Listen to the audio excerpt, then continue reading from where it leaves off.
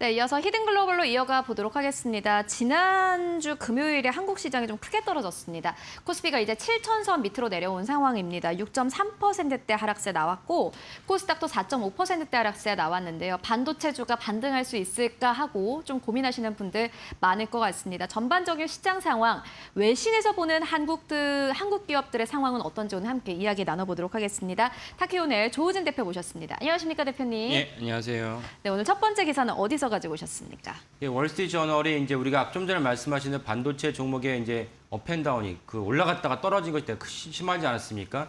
이 분야에 대해서 이제 그 분석을 했는데 저희가 평소에 이제 다뤄보지 않았던 시각이었었고 또 사실 천천히 듣다 보면은 우리가 근본적인 요소를 놓치고 있었구나라는 걸 알 수 있는 대목입니다. 그래서 이 부분을 자세히 말씀드리도록 하겠습니다. 네, 알겠습니다. 월스트리트 저널의 보도를 가지고 왔습니다. 저희가 이 보도 그대로의 제목을 가지고 왔는데요. 아시아 증시가 미국 물가 둔화에 상승을 했다. 요 제목의 기사를 가지고 오셨습니다. 이게 사실 한국 증시는 지난주 목요일에 내렸으니까 좀 된 기사인데 요 가지고 오신 이유가 있으실 것 같아요. 예. 보통 통상이 이제 실적이 되게 좋았는데 그러니까 삼성전자나 뭐 ASML이나 TSMC 같은 경우 실적 우호적 잘 나왔음에도 불구하고 해당 종목이 당일날 반짝 올랐다가 떨어지거나 아니면 당일날 떨어진 경우도 있었습니다. 이런 것들을 봤을 때 도대체 무엇이 문제냐? 삼성전자 같은 경우 이제 89조 원의 2분기 잠정 실적이 나왔는데 만약 예전 기준 한다면 110조 원이라는 엄청난 영업이익이 냈음에도 불구하고 전체적으로 주가가 이제 내려갔습니다. 내려가면서 폭락도 했는데 이런 것들에 대해서 여러 가지 해석이 구구한 해석이 있었죠. 예컨대 뭐 AI 피크 AI가 정점을 찍고 이제 내려갔기 때문에 사실 시장은 왔다가 미래를 갖다 반영해서 주가에 이제 그 적용해야 되기 때문에 이래서 떨어진 것이다. 혹은 뭐 TSMC 같은 경우는 영업이익률이 제조업인데도 불구하고 엄청난 영업이익을 기록했지만은 총 영업이익률이 시장에서 기대했던 67%가 도달이 못했다. 이런 것들을 얘기하지만 사실 그런 것들은 사실 중요한 요소가 아니었고 근본적으로 더 큰 요소가 있었다는 것을 월스트리트저널이 얘기했기 때문에 우리가 한번 봐야 될 것 같습니다. 그래서 해당 요인에 따라서 우리가 앞으로 주가가 어떻게 올라갈지 내려갈지 아니면 횡보할지도 같이 점칠 수 있기 때문에 살펴보시면 좋을 것 같습니다. 네, 그러면 여기서 말한 뭐 외부 요인이라는 거 어떤 거였습니까? 예, 제일 중요한 요인은 결국 금리입니다. 사실 거시적인 측면에서 가장 크게 영향을 주는 요인은 금리죠. FOMC에서 페드가 금리를 오르느냐 내리냐에 따라서 유동성이 풀리냐 유동성을 같이 회수하느냐에 따라서 주가가 오르기도 하고 내리기도 하는데 물론 개별 종목은 다 다르긴 합니다. 개별적으로 다르긴 하지만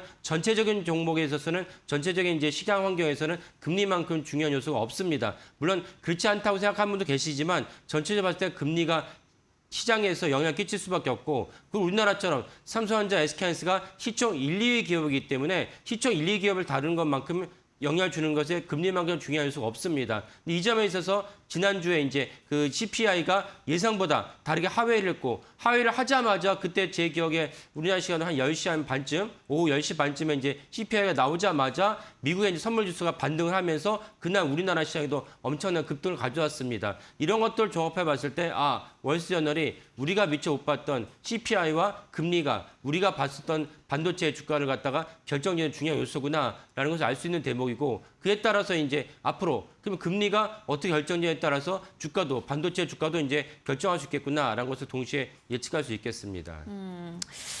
이게 사실은 이제 어떻게 보면은 기업들의 실적도 물론 중요하긴 한데 결국에 시장을 움직이는 그리고 자금을 움직이는 것은 투자 심리.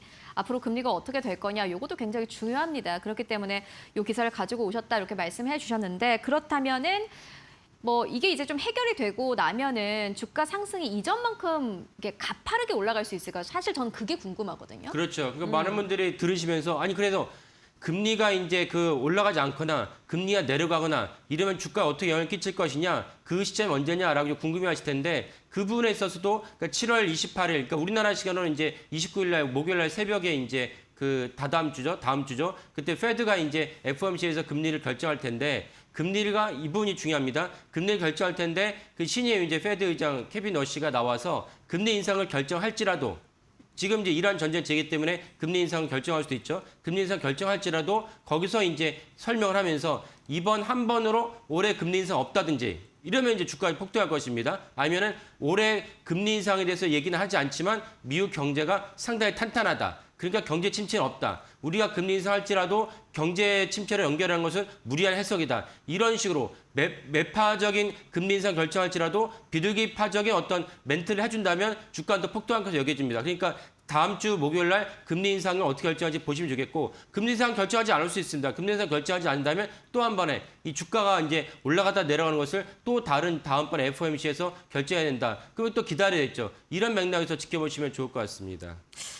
그러니까 이제 앞으로 케빈 워시의 좀 발언이 중요하다 이렇게 보시는 걸까요? 그렇죠. 예, 예. 그러니까 지난번에 예전에 우리가 그 코로나 때 또 코로나 이후에 그 바이든 정부 들어서서 사실은 많은 경제학자들이 인플레이션이 제기될 수 있다. 인플레이션이 언제적 얘기인데 다 제기될 수 있냐? 이런 어떤 논박이 펼칠 때 실제로도 인플레이션이 제기됐죠. 그래서 이제 당시에 이제 파월 의장이 금리 인상에 대해서 한 발짝 늦었어요. 그러다 보니까 전세적으로 많은 혼란이 생겼는데 이 점을 기억하신 분들은 금리 인상이 그만큼 중요한 것이고 그래서 하이닉스랑 삼성전자 주가도 금리에 따라서 좌지우지된다는 것을 유념해 보시면서 마음 졸일 필요 없다. 이렇게 높은 시점이 나는데 왜 시장이 이 모양이지? 라는 생각으로 내가 누굴 너무 좋아하는데 이 사람은 내 구애를 받아주지 않지? 라고 생각하실 필요가 없다는 것입니다. 이런 관점에서 금리를 다시 한번 보시면 좋을 것 같습니다.